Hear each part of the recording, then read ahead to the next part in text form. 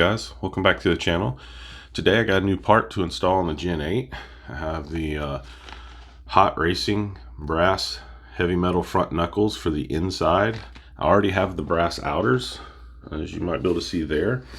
And the main reason I'm doing this is I've recently done you might see my video on the Hot Racing servo mount relocation, and I also have their Husky links here. And with the Husky links, it moves your steering rod here to the outer on this bolt with your front here. And what I was finding is during turning out like this, it was pushing and actually slightly flexing right here on the plastic. Now I was able to tune that out with the GT3C remote I have, and trim down my endpoint on that side, but my endpoint had to be trimmed down more on this side than the other side for that. So I decided I'd get the brass inners so it wouldn't flex, and see if I might be able to get just a tad bit more steering with the trim back out some. So I'm going to do that install now and see how it does. Follow along. All right guys, we'll start by removing the wheels.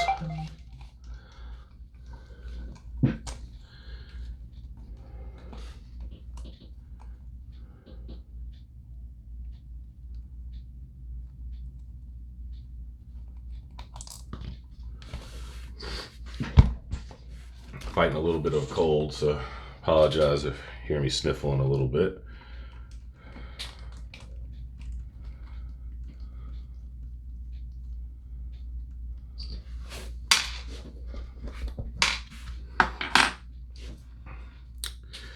Alright, and you can see I have brass hex nuts. These are actually 8mm, and that was actually to space out the wheel a little bit, because this rod coming over here was actually touching the inside of the tire, rubbing just a little bit.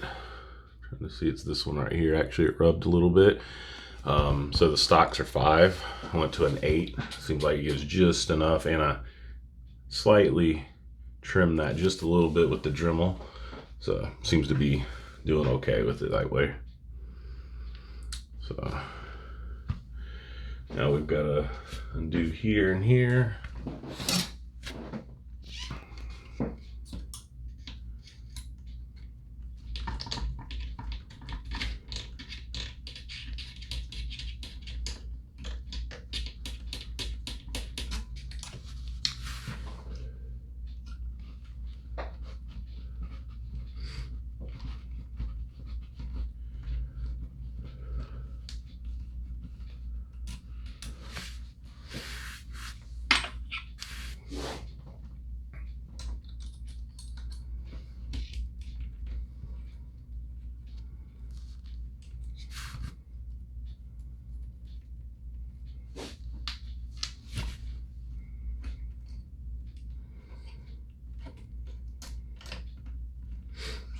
And there you go, that pulls out like that. I'm gonna need to pull this off. This bolt here came with the Hot Racing Husky links, because moving that out, you can't use the stock one on that one because you need a longer one.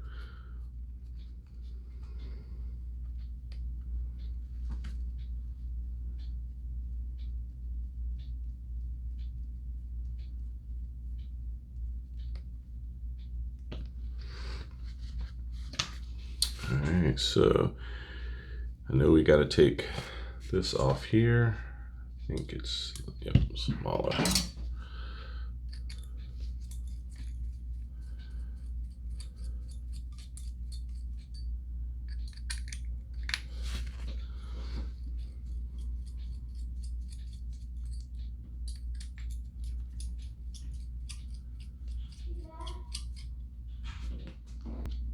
Alright, so I've got the 2 separated, and now you got to take off these 3 in the back, and this will allow that, I guess, the axle and gear to pull out with the bearing. I've actually never had this part of here apart before.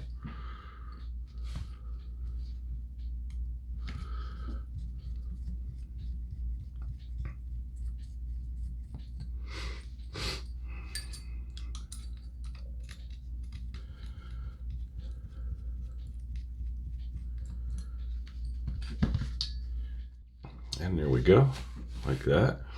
She's come out. Check my bearing, I think it's okay. Clean it up a little bit of dirt in there. I know people breaking these and complaining a lot. I know they've come out with the new ones.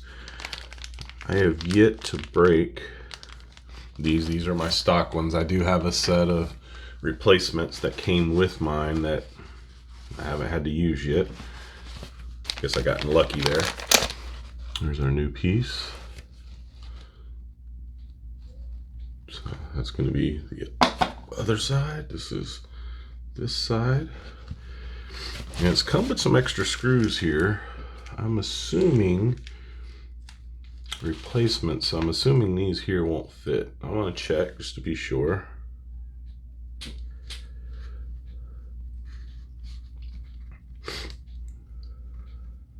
Alright.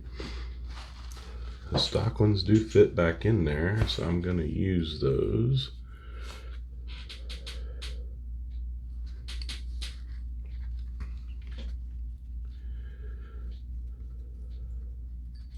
So I guess we'll have to see what the what those are for. Probably replacement up top and bottom. Maybe replacement on the arms too, maybe.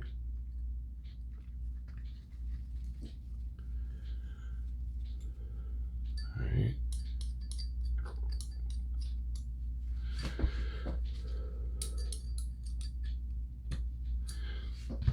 So that's there. I might just put a little bit more grease in there. I just have some marine grease. That's what I've put in them before. So obviously it's going to be a little stronger, and I'm adding some weight up front, down low, so that's always a plus. We'll see how she performs with that. Don't know that I'll add much more brass, if any more, at this point. I have a fair amount, and she's been performing really, really well. Just added this past weekend the Hobby Wing 1080 ESC. I had a Trailmaster 27 turn in here. Didn't quite like it was lacking a little bit, so I took the 21 turn 12 Master out of the Gen 7 and put the 21 in here. Love it, and the 27 is running great in the Gen 7, so I think that's perfect. Now, all right, it's on there.